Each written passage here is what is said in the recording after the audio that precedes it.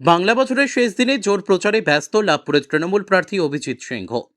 বাংলা বছরের শেষ দিনে মঙ্গলবার সকাল থেকে দুপুর পর্যন্ত লাভপুরের হাতিয়া অঞ্চলে দেখা গেল তৃণমূল কংগ্রেসের প্রার্থী অভিজিৎ সিংহ জোর প্রচারে ব্যস্ত। তীব্র দাবদাহের মাঝেও ভর দুপুরে প্রচার থামিয়ে দিতে নারাজ তৃণমূল কংগ্রেস। তাই রোদ ঝড় জল সব উপেক্ষা করে নির্বাচনকে সামনে রেখে লাভপুরে হাতিয়া অঞ্চলে দেখা গেল জোর প্রচার তৃণমূল কংগ্রেসের। এদিন লাভপুরের তৃণমূল প্রার্থী অভিজিৎ সিংহ হাতিয়া অঞ্চলের বিভিন্ন গ্রামে যেতেই গ্রামবাসীরা ফুলের মালা পরিয়ে শুভেচ্ছা জানান। প্রচার শেষে তৃণমূল প্রার্থী অভিজিৎ সিংহ বলেন, মুখ্যমন্ত্রী মমতা বন্দ্যোপাধ্যায় যেভাবে একের পর এক উন্নয়ন করে চলেছেন তারই অঙ্গ হিসেবে এবং তার দেখানো পথেই আমরা এই নির্বাচনে অংশ নিয়েছি। আর সাধারণ মানুষ এই উন্নয়ন দেখে আমাদের শুভেচ্ছা জানাচ্ছেন। 2026 সালে বিধায়ক হওয়ার পর লাভপুরের জন্য রয়েছে আরও একাধিক উন্নয়নমূলক কাজ। উন্নয়ন করা হবে লাভপুর হাসপাতালকেও।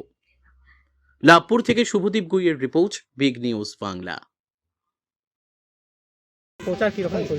আপনারা দেখতে পাচ্ছেন এই প্রচণ্ড গরম আর সেখানে এত রোদ, তার মধ্যে মহিলারা, বিশেষ করে ছেলেরা তো আছেই, মহিলারা বাচ্চা নিয়ে তারা দাঁড়িয়ে আছে। এই সময়টা রান্নাবান্না করার সময়, ঘর গৃহস্থলী কাজের সময়, এই কাজ ছেড়ে তারা যে দাঁড়িয়ে আছে, এতে আপনারা বুঝতে পারছেন যে মমতা বন্দ্যোপাধ্যায়ের উন্নয়নের ঝড় বইছে সারা বাংলা জুড়ে এবং সেই ঝড় আমাদের লাভপুরেও বইছে। গ্রামে গঞ্জে শহরে সব জায়গাতে দিদির উন্নয়ন, লক্ষ্মীর ভাণ্ডারের যে টাকা বেড়ে যাওয়া, যুবসাথী, কন্যাশ্রী, মেয়েদের বিয়ের সময় রূপশ্রী, তারপরে সবুজ সাথী সাইকেল, বিনা পয়সায় খাদ্য সাথীর চাল, 5 লক্ষ টাকা স্বাস্থ্য, কত বলবো, 100-র ওপর প্রকল্প গ্রামের মানুষরা পেয়েছে। ফলে গ্রামে গঞ্জে মানুষ একটা কথাই বলছে, দিদি আমাদের সাথে সারা বছর থাকেন, আমরাও দিদির সঙ্গে আছি। ভর দুপুরেও তো দেখা যাচ্ছে প্রচণ্ড দাবদাহের মতো প্রচার চলছে। এইটাই তো উন্নয়নের যে ফল, সারা বছর কাজ করার ফল এটা। এই যে মানুষরা দাঁড়িয়ে আছে, এরা তো সবাই আমার পার্টির কর্মী নয়, সাধারণ মানুষ, পার্টির সমর্থক। তো তারা তো জোর করে তাদেরকে তো কেউ বলেনি যে আপনারা যান। তারা নিজেদের ভালোবাসার জন্য, আন্তরিক যে তাদের শ্রদ্ধা দিদির প্রতি, মমতা বন্দ্যোপাধ্যায়ের প্রতি, এবং সেই সঙ্গে সঙ্গে মমতা বন্দ্যোপাধ্যায় সৈনিক হিসেবে আমি যে 5 বছর যে কাজটা করেছি, এটা তারই প্রতিফলন। বীরভূমে কি 11টা আসনে জয়লাভ হবে? 11 হবে এবং প্রচুর মার্জিন হবে এবং সারা বাংলায় দিদি কালকে বলে দিয়েছেন যে 2026-এ 226 আসনের ওপর আমরা জয়লাভ করব এবং দিদি আবার 4বার জন্য মুখ্যমন্ত্রী হবে। দাদা, শোনা যাচ্ছে এই লাভপুরে আপনাকে নাকি অনেকে অভিযোগ জানিয়েছে।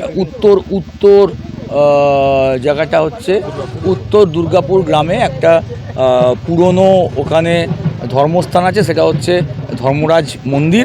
সেই মন্দিরটা খুব ভগ্ন দশা। তো তাদের আস্থা বিশ্বাস আছে আমার প্রতি।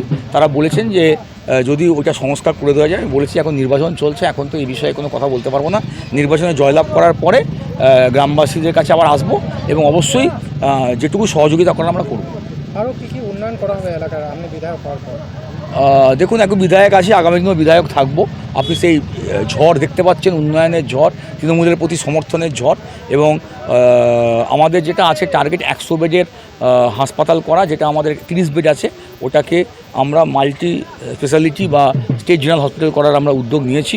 এবং সেই সঙ্গে সঙ্গে আরও যে কিছু রাস্তাঘাট বাকি আছে এবং অবশ্যই বাংলার বাড়িও অনেকে পেয়েছেন। আপনারা জানেন যে কেন্দ্রের বিজেপি সরকার আমাদের ন্যায্য পাওনা দেয় না, 100 দিনের কাজ বন্ধ হয়ে আছে, প্রধানমন্ত্রী আবাস যোজনা ঘর বন্ধ হয়ে আছে।